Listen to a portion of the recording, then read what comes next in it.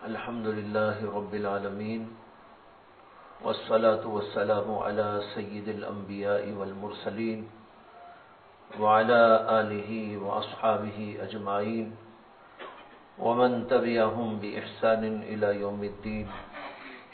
أما بعد، فأعوذ بالله من الشيطان الرجيم. بسم الله الرحمن الرحيم. ولا تخزني يوم يبعثون يوم لا ينفع مال ولا بنون إلا من أتى الله بقلب سليم. گزشتہ جمعرات بھی انہی آیتوں کی تلاوت آپ کے سامنے کی گئی تھی، اور یہ پس منظر ان آیات کا آپ کے سامنے آیا تھا کہ حضرت سیدنا ابراہیم علیہ السلام کی دعا کے الفاظ ہیں کہ حضرت ابراہیم علیہ السلام نے دعا میں یہ جملے اللہ سے کہے تھے، وَلَا تُخْزِنِي يَوْمَ يُبْعَثُونَ، جب قیامت میں لوگوں کو قبروں سے اٹھایا جائے گا تو اے اللہ اس دن مجھے رسوا نہ کیجیے. یوم یبعثون، جس دن کے لوگوں کو اٹھایا جائے گا، دوبارہ زندہ کیا جائے گا، اس دن یعنی قیامت کے دن مجھے رسوا نہ کیجیے. یہ دن ایسا دن ہے، یوم لا ينفع مال ولا بنون الا من اتى الله بقلب سلیم، جس دن کے نہ مال کام آئے گا نہ اولاد کام آئے گی. بس وہاں تو وہ دل کام آئے گا جو قلب سلیم ہو. یہاں قلب سلیم کا تذکر آیا ہے. گزشتہ ہفتے آپ کے سامنے قلب سلیم کے بارے میں 3 باتیں بتائی گئی تھی کہ قلب سلیم کیا ہوتا ہے، اور جو قلب سلیم لے کر جائے گا اللہ کے پاس وہی کامیاب ہوگا. مال والا، جائیداد والا، املاک والا، ڈگری والا، منصب والا، یہ اللہ کے نزدیک کامیاب ہونے والے نہیں اگر ان کے پاس قلب سلیم نہ ہو. اور ایک آدمی کے پاس قلب سلیم موجود ہے اور کچھ نہیں ہے تو وہ اللہ کے نزدیک کامیاب ہو گیا. لہذا ہمیں اور آپ کو سمجھ لینا ہے، اور سمجھنے کے بعد اپنے دل کو قلب سلیم بنانے کی کوشش بھی کرنا ہے، تاکہ قیامت کے میدان میں انسان رسوا نہ ہو. اس دعا سے یہ بھی سمجھ میں آتا ہے کہ جس دل کے اندر سلامتی نہ ہو، یعنی جس آدمی کا دل قلب سلیم نہ ہو، قیامت کے دن وہ رسوائی سے گزرے گا، اسے رسوائی ہوگی. جب وہ قیامت کے میدان میں جائے گا، علی رؤوس الاشہاد، سب کے سامنے، جہاں پر سیدنا ابراہیم علیہ السلام، سیدنا آدم علیہ السلام سے لے کر قیامت تک کے تمام انسان جمع ہوں گے، اپنے بھی ہوں گے، غیر بھی ہوں گے، جاننے والے بھی ہوں گے، نہ جاننے والے بھی ہوں گے. سب کے سامنے رسوائی ہوگی اگر آدمی کے پاس قلب سلیم موجود نہیں ہے. اس لیے کوشش یہ ہونی چاہیے، اور اسی لیے مضمون آپ کے سامنے بیان کیا جا رہا ہے کہ قلب سلیم بنانے کی اپنے دلوں کو کوشش کی جائے. اس کے بارے میں 3 باتیں آپ کے سامنے ذکر کی گئی تھی. ان میں سے ایک بات کی تشریح آپ کے سامنے کی گئی اور 2 باتیں باقی. یہ بتایا گیا تھا کہ قلب سلیم وہ قلب ہے جس کے اندر سب سے پہلے تو یہ ہے کہ عقائد حقہ موجود ہو، اس کا ایمان کامل ہو، غلط عقیدہ نہ ہو، اللہ کے بارے میں، رسولوں کے بارے میں اور اولیاء اللہ کے بارے میں، حضرات صحابہ کے بارے میں، اللہ کی کتابوں کے بارے میں، آخرت کے بارے میں، تقدیر کے بارے میں. یہ سارے کے سارے عقائد سچے، وہ پکے جو اسلام نے تعلیم دیے ہیں، وہ دل کے اندر جمع ہو اور ایمان ایسا مضبوط ہو. اگر ایسا ایمان جیسے اللہ نے چاہا، جیسے رسول اللہ صلی اللہ علیہ وسلم نے بیان کیا اور عقائد حقہ کی تعلیم دی، ایسے عقائد انسان کے موجود نہیں ہے تو پھر وہ قلب سلیم نہیں، وہ قلب فاسد ہے۔ اللہ کے بارے میں عقیدہ غلط ہے، رسول اللہ کے بارے میں عقیدہ غلط ہے، قرآن کے بارے میں عقیدہ غلط ہے، کسی اور چیز کے بارے میں، تو اس کا دل قلب فاسد ہے، اس کے اندر فساد بھرا ہوا ہے۔ تو ایک بات تو یہ عرض کی گئی تھی اور اس کی مختصر تشریح بھی آپ کے سامنے کر دی گئی تھی۔ دوسری بات یہ بتائی گئی تھی کہ قلب سلیم کے لیے یہ ضروری ہے کہ قلب سلیم میں اچھے جذبات اور نیکیاں موجود ہوں۔ اگر اچھے جذبات اور نیکی کے جذبات اس کے اندر موجود نہیں تو وہ قلب سلیم نہیں، وہ قلب فاسد ہے۔ یہ نیکیاں بہت ساری ہیں جو دل کے اندر پیدا ہونی چاہیے، جیسے اخلاص اس کے اندر موجود ہو۔ جس دل میں اخلاص موجود ہے وہ قلب سلیم ہے۔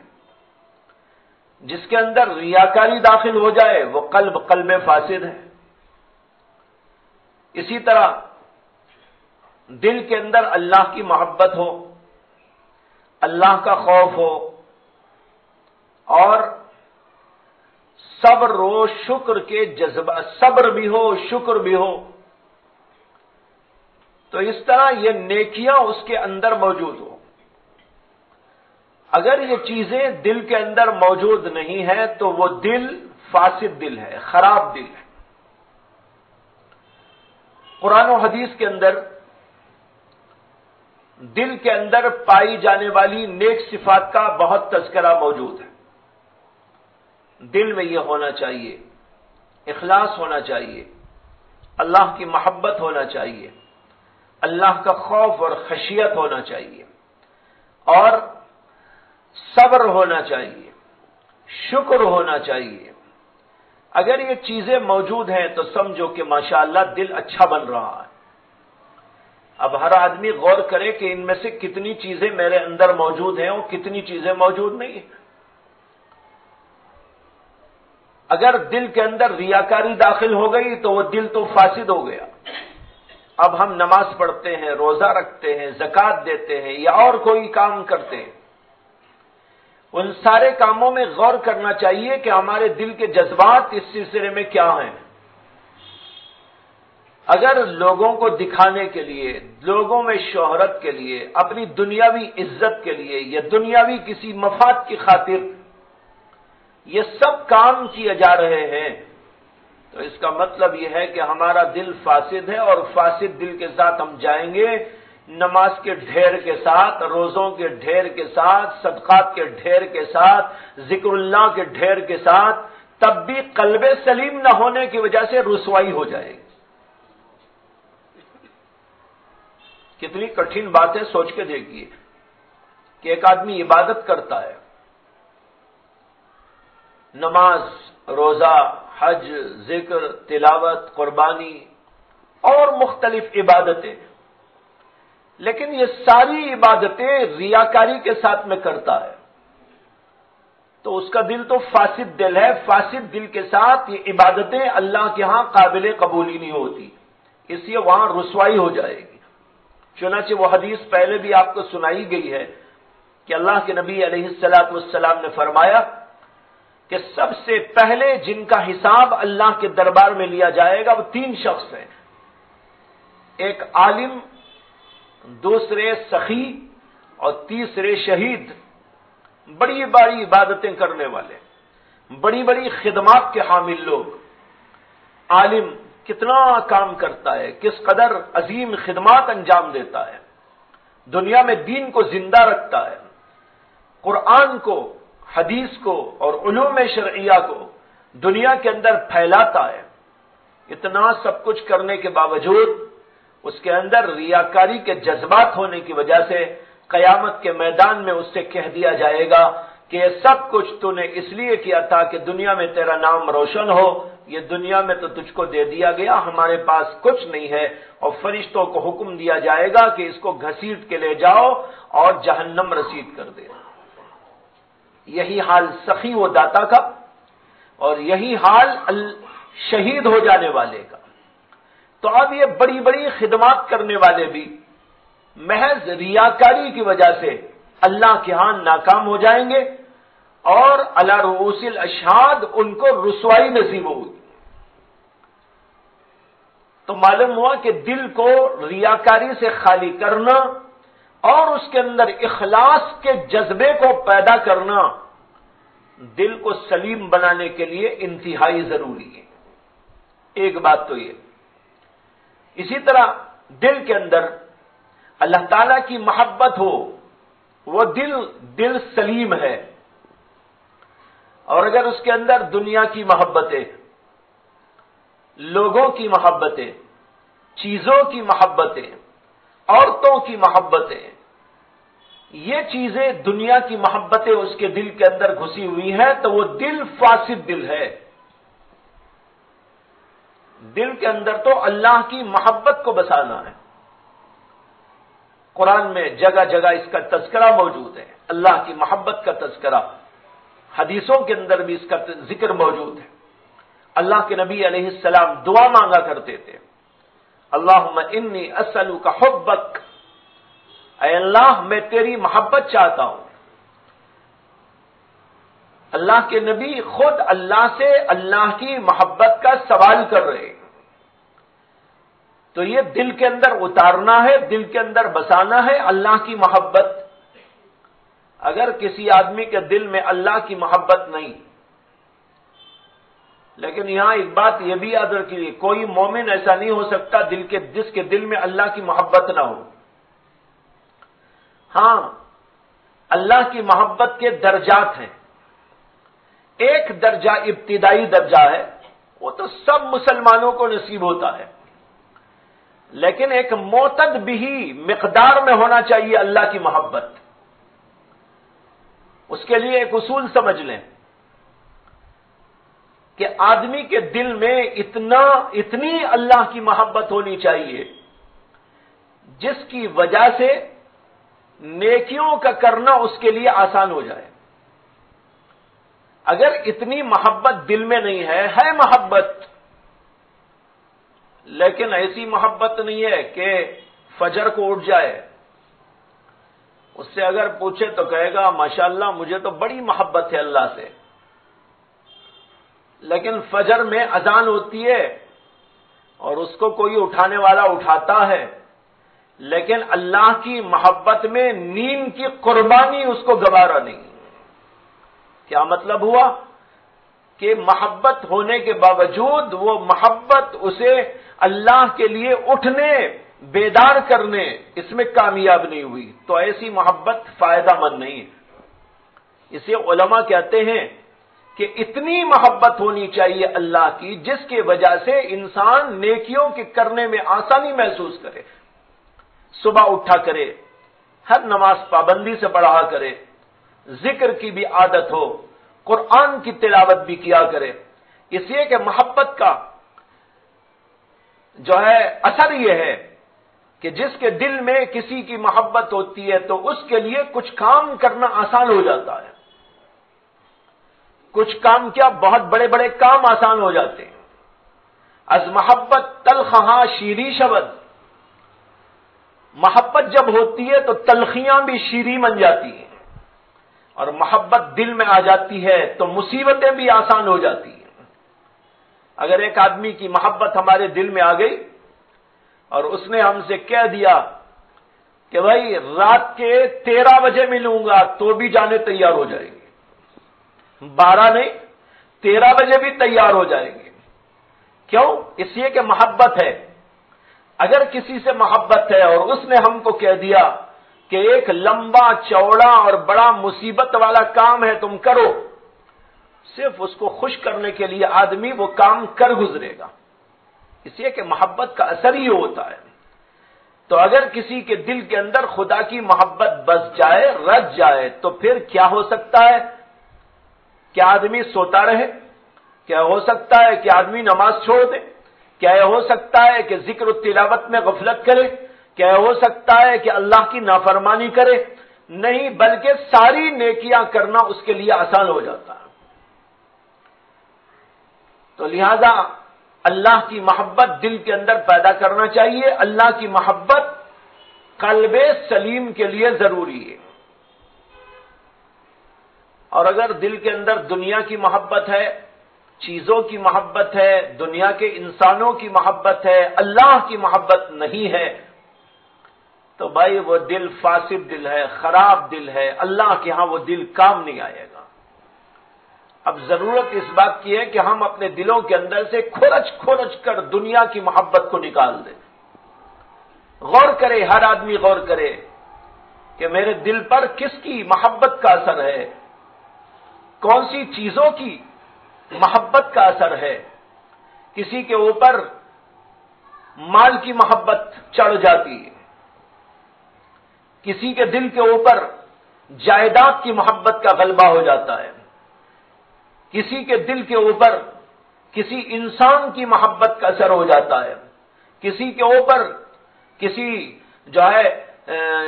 مکان کی محبت کا اثر ہو جاتا ہے، اور وہ اسی کی دھن میں لگ جاتا ہے۔ مکان کی محبت آ گئی، اب مکان مکان مکان، اس کے دل کے اوپر اسی بات کو اسی بات نے اس کے دل کے اوپر تسلط جما لیا۔ کسی انسان کی محبت دل پہ سوار ہو گئی، اب ہر وقت اس کا تذکرہ ہے، اسی کا تصور ہے، اسی کے خیالات ہیں، اسی کے لیے جذبات ہیں، اسی کے لیے باتیں۔ اگر کسی کے اندر غیر اللہ کی یہ محبتیں ہیں تو اس کو چاہیے کہ اپنے دل کے اندر سے ان محبتوں کو نکالے۔ ہو سکتا ہے کسی کے دل میں سوال پیدا ہو کہ میرے دل میں ابا جی کی بڑی محبت ہے، کیا اس کو بھی نکالنا ہے؟ میرے دل کی اماں جان کی محبت بہت ہے، کیا اس کو بھی مجھے نکال دینا ہے؟ میری بیوی کی بھی مجھے محبت ہے، کیا اس کو بھی نکال پھینکنا ہے؟ میری اولاد کی بھی محبت ہے، کیا اس کو بھی نکال دینا ہے؟ یہاں پر ایک اصول سمجھ لیجئے، وہ یہ ہے کہ کچھ محبتیں ایسی ہوتی ہیں جو اللہ ہی کے حکم سے کی جاتی ہیں، اور کچھ محبتیں ایسی ہیں جو اللہ کے حکم کے خلاف کی جاتی ہیں۔ جو محبت اللہ کے حکم سے کی جائے، کسی بھی چیز کی اور کسی بھی انسان کی، وہ اللہ کی محبت کے خلاف نہیں، وہ خود اللہ کی محبت میں داخل ہے۔ اگر ایک آدمی باپ سے محبت اللہ کے حکم کی وجہ سے لگتا ہے تو پھر وہ بھی تو اللہ ہی کی محبت میں داخل ہے۔ ایک آدمی بیوی سے محبت رکھتا ہے، اس لیے کہ اللہ کا حکم ہے کہ بیوی کو چاہو، بیوی سے محبت کرو، اس لیے کہ بیوی سے محبت نہیں کرے گا گناہوں میں مبتلا ہو جائے گا۔ جو لوگ بیوی سے محبت نہیں رکھتے وہ گناہ میں مبتلا ہو جاتے ہیں، اس لیے حکم دیا گیا بیوی سے محبت کرو۔ بیوی کی محبت دراصل اللہ کی محبت ہی میں داخل ہے، اس لیے کہ جو آدمی بیوی سے محبت کرتا ہے وہ اپنے جذبات کو، خواہشات کو اللہ کے حکم کے مطابق پورا کرتا ہے، اور اگر بیوی سے محبت نہیں کرتا تو مارا مارا بہکا بہکا پھرتا ہے۔ بہت سے لوگ ہم سے آ کر بتاتے ہیں، یعنی عورتیں بتاتی ہیں کہ میرا شوہر کلب کو جاتا ہے، مجھے دیکھتا ہی نہیں، میرے ساتھ تعلق ہی نہیں، اور کلبوں میں پھرتا ہے، غیر عورتوں کے پاس میں جاتا ہے، ان سے اور ان سے تعلق رکھتا ہے۔ اب دیکھو، اپنی بیوی سے محبت نہ رکھنے کا نتیجہ ہوا کہ وہ غیروں کے پیچھے بھاگ رہا ہے۔ مجھے اس پر ایک قصہ یاد آ گیا، حضرت جنید بغدادی رحمت اللہ علیہ کا۔ جنید بغدادی رحمت اللہ علیہ کے پاس ایک عورت آئی ایک بار، برقع پوش، اور اس نے آ کر کہا کہ حضرت میرا شوہر غیر عورتوں سے تعلق رکھتا ہے، میری طرف بالکل اسے التفات نہیں، توجہ نہیں۔ اور پھر یہ کہتے ہوئے وہ عورت کہنے لگی کہ اگر مجھے شریعت اجازت دیتی تو میں اپنا پردہ ہٹا کر آپ کو دکھاتی کہ اللہ نے مجھے کس قدر حسین و جمیل بنایا ہے۔ میری جیسی عورت جس کے پاس موجود ہو وہ کسی غیر عورت کو دیکھ سکتا ہے؟ میں آپ کو یہ پوچھتی، جو ہی اس نے یہ بات کہی، حضرت جنید بغدادی رحمت اللہ علیہ پر ایک دم غشی طاری ہو گئی، بے ہوش ہو گئے۔ اب وہ بیچاری عورت جو آئی تھی پوچھتے ہوئے وہ تو چلی گئی۔ حضرت کے خدام جو تھے انہوں نے ان کو لٹایا، پھر اس کے بعد کچھ علاج ولاج کیا، کچھ دیر کے بعد ہوش بحال ہوئے۔ لوگوں نے پوچھا کہ حضرت آپ کو کیا ہو گیا؟ ابھی تو آپ اچھے بیٹھے تھے اور عورت آپ سے کچھ پوچھ رہی تھی، اتنے میں آپ کے اوپر بے ہوشی طاری ہو گئی۔ تو حضرت جنید بغدادی نے کہا کہ تم نے سنا نہیں کہ وہ عورت کیا کہہ رہی تھی؟ وہ عورت یہ کہہ رہی تھی کہ اگر شریعت مجھے اجازت دیتی تو میں اپنا پردہ ہٹا کر دیکھاتی اور پوچھتی کہ جس کے پاس میرے جیسی حسین اور جمیل خوبصورت عورت ہو وہ کسی غیر عورت کو دیکھ سکتا ہے؟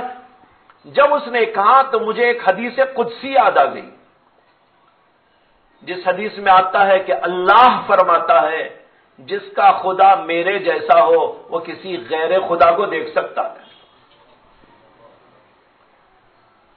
یہ میرا دل دماغ اس حدیث کی طرف چلا گیا اور اس کے اثر اور تاثر کی وجہ سے بے ہوشی طاری ہو گئی۔ تو بہرحال بتانا یہ ہے کہ کچھ لوگ ایسے ہوتے ہیں بہکے مارے در در کے بھکاری بن کر پھرتے رہتے ہیں، جبکہ ان کے پاس بیوی موجود ہے، شریعت کے قانون کے مطابق بیوی موجود ہے، اور شریعت کے قانون کے مطابق وہ اپنی خواہشات کو پورا کر سکتے ہیں۔ لیکن جب انسان کے اوپر بھوت سوار ہو جاتا ہے تو وہ پتہ نہیں کہاں کہاں مارا پھرتا ہے۔ تو اس لیے یہ حکم دیا گیا ہے کہ بیوی سے محبت کرو، بیوی سے محبت کرنے والا بھٹکتا نہیں ہے۔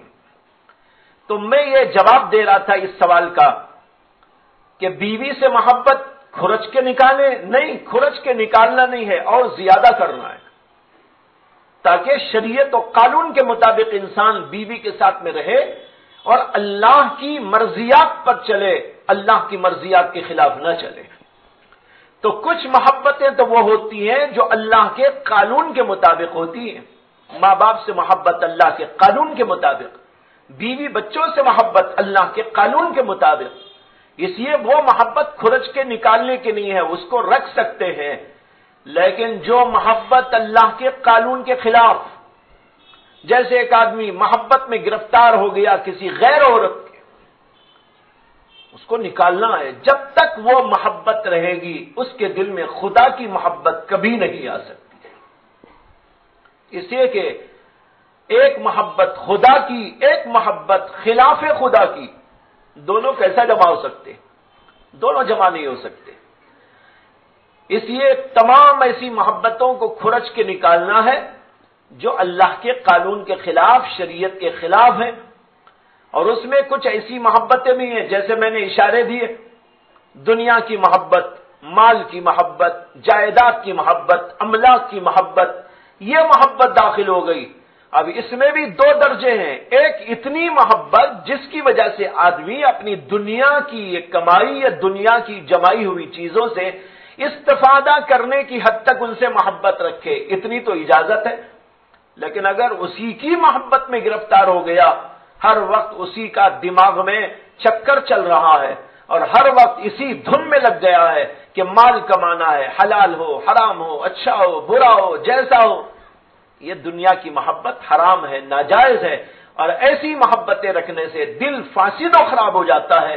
اس لیے ایسی تمام محبتوں کو دل سے، دماغ سے نکالنا ضروری ہے۔ تو اللہ کی محبت، ایسے ہی اللہ کے رسول کی محبت، یہ اللہ کی محبت میں داخل ہے۔ اولیاء اللہ کی محبت یا اللہ کی محبت میں داخل ہے۔ اسی لیے ایک حدیث میں، بلکہ متعدد احادیث میں یہ مضمون آیا ہے کہ اللہ کے نبی علیہ الصلوۃ والسلام جب دعا مانگتے تھے تو اس دعا میں یہ کہتے تھے اللہم انی اسألک حبک وحب من ينفع حبہ عندک، اے اللہ میں تیری محبت چاہتا ہوں اور ان لوگوں کی محبت بھی چاہتا ہوں جن کی محبت آپ کے پاس کارگر ہوگی، فائدہ مند ہوگی۔ وہ اولیاء اللہ کی محبت، نیک لوگوں کی محبت۔ ایک حدیث میں آتا ہے کہ اللہ کے نبی علیہ الصلوۃ والسلام نے فرمایا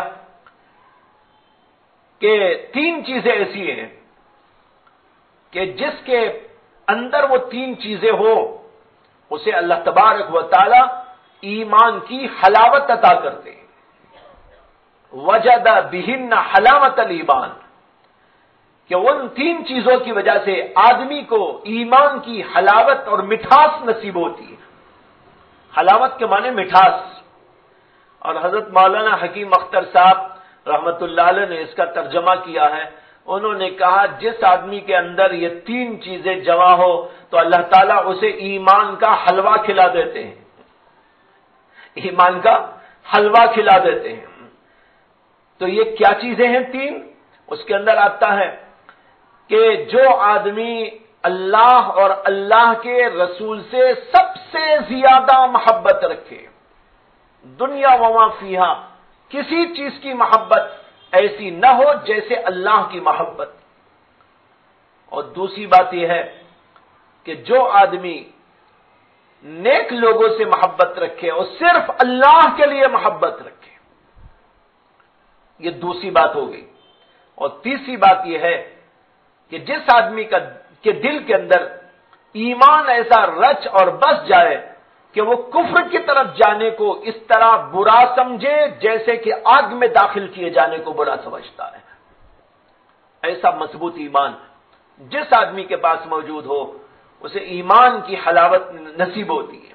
من کان اللہ ورسولہ احب الیہ مما سواہما، اللہ اور اللہ کے رسول کے سوا جتنی چیزیں ہیں وہ سب کی سب اس کے نزدیک کمزور ہو اور اللہ اور اللہ کے رسول کی محبت سب سے غالب ہو۔ اور دوسری بات یہ ہے کہ جس آدمی کو ان لوگوں کی محبت ہو جو نیک ہیں، اچھے لوگ ہیں، ایسے لوگوں کی محبت صرف اللہ کے لیے وہ رکھے، اس کو کہتے ہیں محبت للہ۔ ایک محبت ہوتی ہے اس کا نام ہے محبت فی اللہ، اور ایک محبت کا نام ہے محبت للہ۔ محبت فی اللہ کے معنی ہے اللہ سے محبت، اور للہ کے معنی ہے نیک لوگوں سے، اولیاء اللہ سے، اچھے لوگوں سے اللہ کے لیے محبت۔ تو اس سے معلوم ہوا کہ نیک لوگوں کی محبت، جیسے نبی سے محبت آپ رکھیں گے تو یہ محبت للہ ہے۔ اگر کوئی آدمی اولیاء اللہ سے، صحابہ کرام سے محبت رکھتا ہے تو یہ محبت للہ ہے۔ اللہ سے محبت تو اللہ کی محبت یعنی محبت فی اللہ، اور نیک لوگوں سے محبت للہ۔ یہ دونوں محبتوں کا تذکرہ قرآن و حدیث میں ہم کو ملتا ہے، اس لیے یہ تو جو ہے ہونا چاہیے۔ تو میں عرض کر رہا تھا کہ دل کے اندر خدا کی محبت ہے تو وہ محبت دل کو سلیم بناتی ہے۔ دنیا کی اگر محبتیں ہیں تو دل کو فاسد اور خراب بناتی ہیں۔ اس لیے اگر کسی آدمی کو یہ خواہش ہے کہ میرا دل سلیم بن جائے تو اس کو چاہیے کہ اپنے دل سے تمام دنیا کی محبتوں کو نکال ڈالے۔ تیسری بات، دل کو سلیم بنانے والی چیز یہ ہے کہ دل کے اندر خدا کا خوف ہو۔ اگر دل میں اللہ کا خوف ہے وہ دل سلیم، اور اللہ کا خوف نہیں ہے تو اس آدمی کا دل فاسد، خراب۔ قرآن میں، حدیث میں اس کا بھی تذکرہ ملتا ہے، اللہ تعالیٰ کے ڈر کا، اللہ کے خوف کا۔ علماء کے بارے میں قرآن میں آیا ہے کہ جو ہے اللہ تعالیٰ سے علماء ہی ڈرتے ہیں، انما یخش اللہ من عبادہ العلماء۔ اللہ تعالیٰ سے خشیت اور خوف رکھنے والے لوگ یہ علماء ہوا کرتے ہیں۔ اس سے معلوم ہوا کہ اللہ تعالیٰ کا خوف رکھنا یہ اتنی اچھی بات ہے کہ اللہ تعالیٰ نے علماء کی صفت میں اس کا تذکرہ فرمایا ہے۔ اسی طرح قرآن میں ایک جگہ پر آیا، مَن یُطِعِ اللَّهَ وَرَسُولَهُ وَيَخْشَ اللَّهَ وَيَتَّقِهِ فَأُولَٰئِکَ هُمُ الْفَائِزُونَ۔ جو آدمی اللہ کی اطاعت کرتا ہے، رسول اللہ صلی اللہ علیہ وسلم کی اطاعت کرتا ہے، وَيَخْشَ اللَّهَ اور اللہ سے ڈرتا ہے، وَيَتَّقْهِ اور تقوی کی زندگی گزارتا ہے، فَأُولَئِكَ هُمُ الْفَائِزُونَ یہی لوگ دراصل کامیاب ہونے والے ہیں۔ تو معلوم ہوا کہ کامیاب وہی ہوگا اور آخرت میں رسوائی نہیں ہوگی اس آدمی کی جس کے دل کے اندر اللہ کی محبت ہوگی۔ اگر اللہ تعالیٰ اللہ کا خوف ہوگا، اگر اللہ کا خوف نہیں ہوگا تو وہ نڈر آدمی ظاہر بات ہے جو چاہے کرے گا۔ نماز اس لیے چھوڑتا ہے کہ اللہ کا ڈر نہیں، شراب پینے والا شراب اس لیے پیتا ہے کہ اللہ کا ڈر نہیں، سود خور سود اسی لیے کھاتا ہے کہ اللہ کا ڈر نہیں، جھوٹ بولنے والا جھوٹ اسی لیے بولتا ہے کہ اس کے دل میں اللہ کا ڈر نہیں۔ جتنے گناہ انسان کرتا ہے وہ سب کے سب دراصل اللہ کا خوف نہ ہونے کی وجہ سے۔ ایک بات میں نے بتائی اللہ کی محبت، تو دوسری بات میں نے بتائی اللہ کا خوف۔ محبت کی وجہ سے نیکیوں کا کرنا آسان ہو جاتا ہے اور اللہ کے خوف کی وجہ سے گناہ کرنا مشکل ہو جاتا ہے۔ اگر آدمی گناہ سے بچنا چاہے اس کے دل میں اللہ کا ڈر ہونا چاہیے، اور نیکیوں میں آگے بڑھنا چاہے تو اس کے دل کے اندر اللہ تعالیٰ کی محبت ہونی چاہیے۔ یہ دو چیزیں، ایک طرف اللہ کی محبت ہو اور دوسری طرف اللہ تبارک و تعالیٰ کا خوف اور ڈر موجود ہو۔ قرآن میں ایک آیت ہے، اللہ تعالیٰ نے فرمایا وَأَمَّا مَنْ خَافَ مَقَامَ رَبِّهِ وَنَهَى النَّفْسَ عَنِ الْهَوَىٰ فَإِنَّ الْجَنَّةَ هِيَ الْمَأْوَىٰ۔ جو آدمی اللہ تعالیٰ کے سامنے کھڑے ہونے کا خوف کھائے، یعنی اسے یہ احساس ہو، ڈر پیدا ہو کہ بھائی قیامت آئے گی اور قیامت کے میدان میں مجھے اللہ کے سامنے کھڑا کیا جائے گا اور اللہ سوال کریں گے اور مجھے براہ راست جواب دینا ہوگا، اور اللہ میرے بارے میں پوچھیں گے، نیکیوں کے بارے میں، میرے گناہوں کے بارے میں، سب چیزوں کے بارے میں اللہ سوال کریں گے اور مجھے ان چیزوں کا جواب دینا ہوگا۔ یہ خوف کھایا، وَنَهَى النَّفْسَ عَنِ الْهَوَىٰ، اس خوف کی وجہ سے اس نے اپنے نفس کو گناہوں سے بچا لیا۔ نتیجہ کیا ہوگا؟ فَإِنَّ الْجَنَّةَ هِيَ الْمَأْوَىٰ، اس آدمی کا ٹھکانہ جنت ہے۔ جو اللہ سے ڈرے گا اور نیکیوں گناہوں سے بچ جائے گا وہ آدمی قیامت کے دن اللہ تعالیٰ کہتے ہیں جنت میں ضرور جائے گا۔ معلوم ہوا کامیاب ہونے والا وہ انسان وہ ہے جو اللہ تعالیٰ سے دنیا میں ڈر کر زندگی گزارتا ہے۔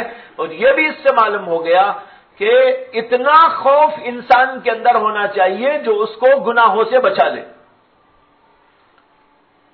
ڈر تو سب کے اندر ہے ماشاءاللہ، کوئی بھی مومن ایسا نہیں جس کے دل میں اللہ کا ڈر نہ ہو۔ اگر کوئی مومن اللہ سے بالکل ہی نڈر و بے خوف ہو جائے گا تو سمجھو کہ اس کا ایمان ہی چلا جائے گا۔ اس لیے کوئی بھی مومن اللہ سے بالکل بے خوف اور نڈر کبھی نہیں ہو سکتا۔ لیکن جیسے میں نے محبت کے بارے میں بتایا تھا، اسی طرح خوف کے بارے میں بھی سمجھنا ہے کہ خوف کے بھی الگ الگ درجات ہوتے ہیں۔ ایک درجہ اتنا چھوٹا ہوتا ہے کہ اس کی وجہ سے انسان گناہ سے نہیں بچتا ہے، تو ڈر لیکن بچتا نہیں، دل اندر ڈر رہا ہے لیکن ڈر ہونے کے باوجود گناہ کرتا ہے، ڈرتے ڈرتے ہی گناہ کر لیتا ہے۔ تو مطلب یہ ہوا کہ ڈر تو موجود ہے لیکن اتنی مقدار میں موجود نہیں ہے جو اس کو گناہوں سے روک دے۔ اور قرآن سے بھی معلوم ہوتا ہے کہ اتنا ڈر ہونا چاہیے جس سے کہ انسان گناہ سے بچ جائے۔ اسی طرح حدیث سے بھی معلوم ہوتا ہے کہ اتنا ڈر چاہیے جس سے کہ انسان گناہ سے بچ جائے۔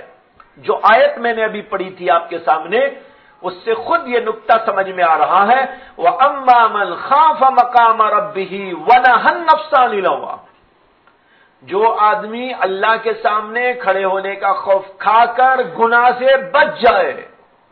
معلوم ہوا کہ خوف کھا کے گناہ سے نہیں بچا، اس کے لیے کوئی وعدہ نہیں۔ گناہ سے بچنا چاہیے، خوف آیا، خوف اتنا ہونا چاہیے گناہ سے بچ جائے۔ اسی طرح حدیث میں آتا ہے کہ اللہ کے نبی علیہ الصلوۃ والسلام نے اپنی دعا کے اندر فرمایا تھا، اللہم اقسم لنا من خشیتک ما تحول به بیننا وبین معاصیک، اے اللہ اپنے خوف میں سے ہمیں اتنا عطا کر دیجئے کہ وہ خوف ہمارے اور آپ کے گناہ کے درمیان میں آڑ بن جائے. کیسی اچھی پاکیزہ دعا ہے. اللہم اقسم لنا من خشیتک ما تحول به بیننا و بین معاصیک.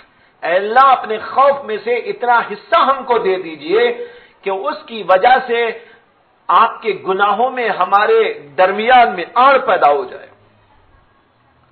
اب آڑ بنانے ایسا خوف ہے تو یاد رکھیے ایسا خوف تو شیطان کے پاس بھی تھا. اتنا خوف جس سے گناہ سے نہیں بچ سکتا. جیسے شیطان گناہ سے نہیں بچا، حالانکہ اس نے بھی یہ کہا کہ میرے اندر اللہ کا ڈر ہے.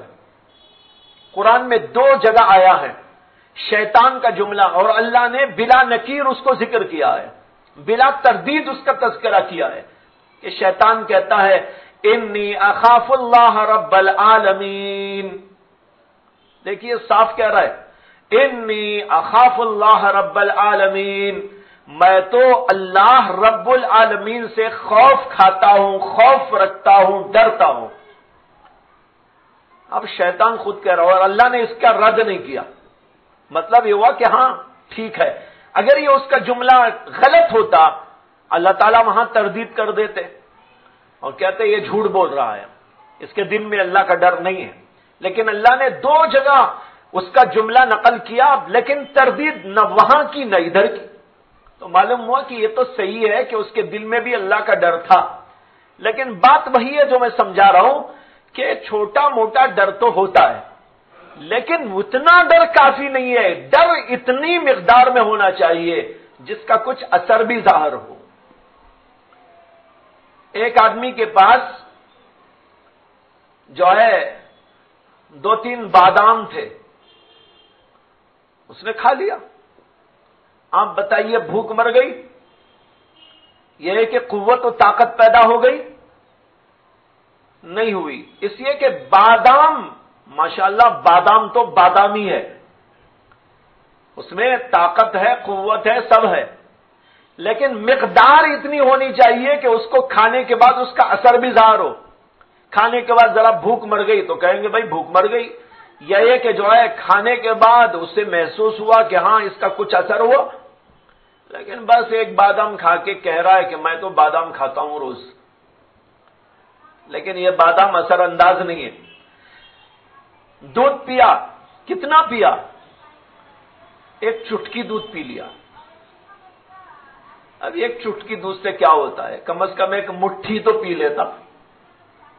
اب یہی کہا جائے گا کہ بھئی چٹکی کی جگہ کم از کم مٹھی تو پی لے.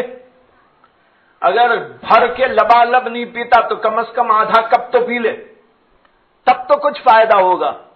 اگر ذرا سا ایسا چکھ لیا تو وہ چکھ لینے سے ظاہر بات ہے نہ بھوک مرے گی، نہ پیاس مرے گی، اور نہ قوت آئے گی، نہ طاقت آئے گی. اسی طرح دینی امور کے اندر بھی سمجھ لیجئے، جیسے دودھ کا مسئلہ، حلوے کا مسئلہ، اور بادام کا مسئلہ، مغزیات کا مسئلہ، ہمارے کھانے اور پینے کا مسئلہ، ہر چیز کے اندر ایک خاص مقدار جب استعمال ہوتی ہے تبھی اس کے اثرات ظاہر ہوتے ہیں. بالکل اسی طریقے پر یہ نیکیاں اور اچھائیاں، ان سب کے اندر بھی ایک خاص مقدار کے مطابق ہونا چاہیے. اللہ کی محبت ہو تو اتنی مقدار میں ہو کہ اس کی وجہ سے انسان صبح اٹھنے میں آسانی محسوس کر سکے، نیند کی قربانی دینے میں اسے آسانی محسوس ہو سکے، 5 وقتہ نماز پڑھنا اس کے لیے آسان ہو جائے، اور اللہ کا کوئی حکم اس کے سامنے آئے تو اس کو پورا کرنے میں اس کو مزہ اور لذت آ جائے. تب تو سمجھیں گے ہاں اس کے پاس اتنی محبت موجود ہے. اسی طرح خوف اتنا ہونا چاہیے کہ اس خوف کی وجہ سے انسان گناہ سے بچ جائے. اگر خوف ہے لیکن اتنا چھوٹا موٹا کہ اس کی وجہ سے گناہ سے انسان نہیں بچتا، گناہ بھی جاری ہے، خوف بھی جاری ہے. اب دیکھیے شیطان انی اخاف اللہ رب العالمین بول تو دیا، لیکن کیا گناہ سے بچا؟ کیا اس نے اللہ کی مان لی؟ نہیں مانی تو مردود کا مردود ہی رہا. اسی طریقے پر انسان کے اندر اتنا خوف ہو جس سے کہ وہ گناہوں سے بچ جائے. اب سوال یہ پیدا ہوگا کہ یہ چیزیں ہمارے اندر پیدا کیسے ہوں گی؟ محبت ہم کہاں سے لائیں؟ اللہ کا خوف ہم کہاں سے لائیں؟ اس کے لیے بھائیو ایک بات تو یہ ضروری ہے کہ اس کے لیے محنت کرنی پڑے گی، اور اس محنت کا کچھ چیزوں سے تعلق ہے۔ ایک تو اس بات سے تعلق ہے کہ آدمی اللہ تبارک و تعالی کے بارے میں جانکاری حاصل کرے۔ اگر اللہ کی معرفت انسان کو نصیب ہو جائے، اللہ کو وہ پہچاننے والا بندہ بن جائے، تو اللہ کی محبت بھی آئے گی، اللہ کا خوف بھی آئے گا۔ اگر اللہ ہی کو نہیں پہچانتا، صحیح طور پر نہیں پہچانتا، اللہ کی قوت کیا ہے، اللہ تبارک و تعالیٰ کی قدرت کیسی ہے، اللہ تعالیٰ کا جمال کیسا ہے، اللہ کا کمال کیسا ہے، اگر انسان کو یہ سب چیزیں پتہ چل جائیں تو پھر اس کے دل میں خدا کی محبت بھی آ جائے، خدا کا خوف بھی آ جائے۔ لیکن ہم میں بے شمار لوگ ایسے ہیں جنہوں نے کبھی اللہ تبارک و تعالیٰ کی معرفت حاصل کرنے کے لیے اللہ کو جانا نہیں، پہچانا نہیں۔ اللہ کا جمال جانتے، اللہ کا کمال جانتے، اللہ کی قدرت و جلالت و عظمت کو جانتے، اللہ کی کبریائی ان کے دل کے اندر بیٹھ جاتی، تو پھر تو ان کے دل کے اندر یہ دونوں باتیں داخل ہو جاتی۔ اللہ کے جمال و کمال کو جانیں گے تو دل کے اندر خدا کی محبت آئے گی، اور اللہ کا جلال جانیں گے اور اس کی جلالت و عظمت و کبریائی اور اس کی قدرت و طاقت کو سمجھیں گے، اللہ تعالیٰ کا ڈر آ جائے گا۔ ارے کتنی بڑی طاقت والا، ایسی عظیم طاقت والا، اس سے ڈرنا نہیں چاہیے۔ ڈر ہوگا۔ ہم لوگ جو ہے وہ اگر شیر آ جائے تو ڈریں گے نہیں ڈریں گے، لیکن اسی وقت ڈریں گے جبکہ ہم کو معلوم بھی ہو کہ یہ ہے شیر۔ اگر انسان کو پتہ ہی نہ ہو یہ شیر ہے تو کیا ڈرے گا؟ وہ اس کے قریب جائے گا۔ جیسے بچے جن کو پتہ نہیں ہوتا وہ شیر کے پاس چلے جائیں گے، ان کو کیا ڈر؟ سانپ آپ چھوڑیں گے بچے کے پاس تو بچہ سانپ سے بھی کھیلنے کے لیے تیار ہو جائے گا، اس کی اوپر کی چمڑی اسے اچھی لگے گی، چھونے کی کوشش کرے گا۔ کیوں؟ اس لیے کہ بچے کو پتہ نہیں ہے کہ یہ سانپ ہے اور کاٹ دے تو اس کے لیے جو ہے یہ پریشانی ہوتی ہے، اور یہ شیر ہے، پتہ نہیں، اس وجہ سے ایسا ہوتا ہے۔ اور اگر پتہ چل جائے تو پھر اس کے قریب نہ جائے، ڈر جائے۔ مولانا روم نے اس سلسلے میں ایک واقعہ لکھا ہے، پہلے بھی کبھی سنایا ہوگا، کہ ایک صاحب جو ہے سفر میں جا رہے تھے، اور پرانے زمانے کا سفر تھا، جنگلات کا، اور جانا تھا ان کو چل کر، چلتے چلتے چلتے چلے جا رہے تھے جنگلات کے راستے سے۔ ایک جگہ چلتے چلتے اتنی تھکان ہوئی اور نیند کا اتنا غلبہ ہوا کہ انہوں نے سوچا کہ اب تو چلنے کے میں قابل نہیں ہوں، اگر چلوں گا تو گر ہی جاؤں گا، کہیں نہ کہیں آرام کرنا چاہیے۔ لہذا انہوں نے ادھر ادھر کچھ دیکھا، اس کے بعد ایک درخت کے نیچے جا کر سو گئے جنگل میں۔ اب جنگل میں وہ سو گئے، ان کے سونے کے بعد ایک شیر ادھر آیا، اور شاید وہ بھی تھک گیا تھا، وہ آ کر یہ انسان کے بازو سو گیا، ادھر یہ سو گیا اور ادھر وہ سو گیا، دونوں نیند کی آغوش میں ہیں۔ ایک آدمی اسی راستے سے بعد میں چل کے آ رہا تھا، تو آتے آتے اس نے یہ منظر جو دیکھا تو اس کا دل تو تڑپ کے رہ گیا۔ اس نے کہا، ارے بھائی یہ کیا دیکھ رہا ہوں؟ انسان اور انسان کے بازو ایک شیر، اگر یہ شیر اٹھے اور اس کو کھا لے تو کیا ہوگا؟ بیچارہ سوچ کے ہی گھبرا گئے۔ اب سوچ رہے کہ اس کو کیسا بیدار کروں اور کس طریقے سے جو ہے اس کو بیدار کر کے وہاں سے بھگا دوں تاکہ ایسا نہ ہو کہ شیر بیدار ہو کے اس کو کھا لے۔ اس لیے وہ دور ہی سے کھڑے کھڑے پلان بنانے لگا، اور پلان بناتے ہوئے اس کو کچھ سجھائی دیا۔ تو پہلے تو اس نے کچھ آواز کی، اس کا نام تو نہیں معلوم تھا، بہرحال انسان کا جیسے بلانے کا طریقہ ہو سکتا ہے ویسا بلانے، ارے بھائی ارے بھائی ارے بھائی کچھ بولا ہوگا۔ اب وہ پکارا اور آہستہ سے ایک پتھر لے کے اس کی طرف چھوڑا تاکہ اس کے اوپر پڑے تو وہ بیدار ہو جائے اور بیدار ہو کر وہاں سے فرار اختیار کرے۔ چنانچہ اس کی آواز سے اور اس طرح کرنے سے وہ آدمی بیدار ہو گیا۔ بیدار ہوا تو اچھا قصہ میں نے تھوڑا سا جو ہے کہنے میں یہ ہو گیا میرے سے۔ مولانا روم نے جو لکھا ہے وہ قصہ یوں لکھا ہے کہ ایک شیر سو رہا تھا، یہ آدمی تھکا ہوا ہارا ہوا جاتے جاتے سوچنے لگا کہیں سونا چاہیے، تو شیر کے بازو جا کے یہ سو گیا تھا۔ شیر اس کے بازو نہیں سویا، یہ شیر کے بازو سویا تھا۔ اب جب انسان دوسرا ادھر سے آیا اور اس نے یہ منظر دیکھا تو اس کا دل تڑپنے لگا، پریشان ہونے لگا، تو اس نے کسی طرح اس کو بیدار دور ہی سے، وہ بھی تو انسان قریب نہیں جا سکتا تھا، اسے بھی ڈر تھا کہ اگر میں قریب گیا اور وہ شیر بیدار ہو گیا تو میرا کیا ہوگا۔ اب وہ دور ہی کھڑے اس کا جو ہے پکارنے لگا اور کچھ مارا، اس کی وجہ سے وہ بیدار ہوا۔ جب وہ بیدار ہوا، پہلے تو شیر کے بازو خود ہی جا کے سویا تھا، جب یہ بیدار ہوا تو اس نے دور سے کہا ارے کہاں سو رہا ہے، کہاں سو رہا ہے، یہ تیرے بازو کیا ہے پتا ہے، شیر شیر۔ اس نے کہا اچھا شیر کے بازو سویا ہوں میں۔ یہ سنتا ہی ہارٹ فیل ہو گیا، یہ سنتے ہی ہارٹ فیل ہو گیا۔ پہلے تو خود ہی جا کے سویا، جب اسے بتایا گیا ہے شیر تو خوف کے مارے ڈر کے مارے ہارٹ فیل ہو گیا اس کا۔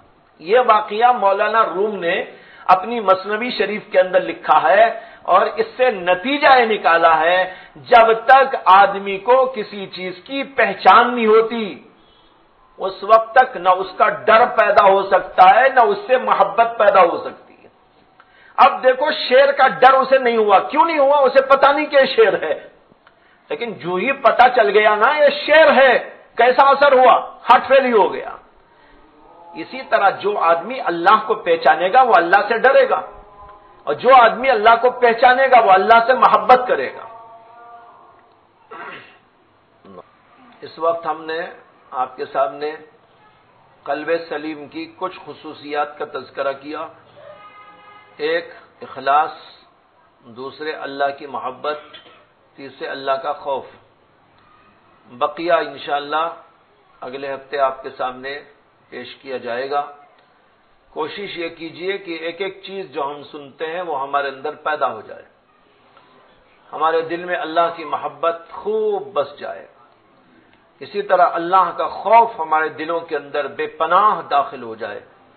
یہ ہم کوشش کریں، انشاءاللہ کوشش کرنے سے اللہ تعالیٰ عطا فرماتے ہیں، اور پھر اس طرح آہستہ آہستہ ہمارے قلب کو قلب سلیم بننے کا موقع ملے گا، اور قیامت کے دن ہم جائیں گے تو انشاءاللہ رسوائی نہیں ہوگی۔ وآخر دعوانا ان الحمد للہ رب العالمین۔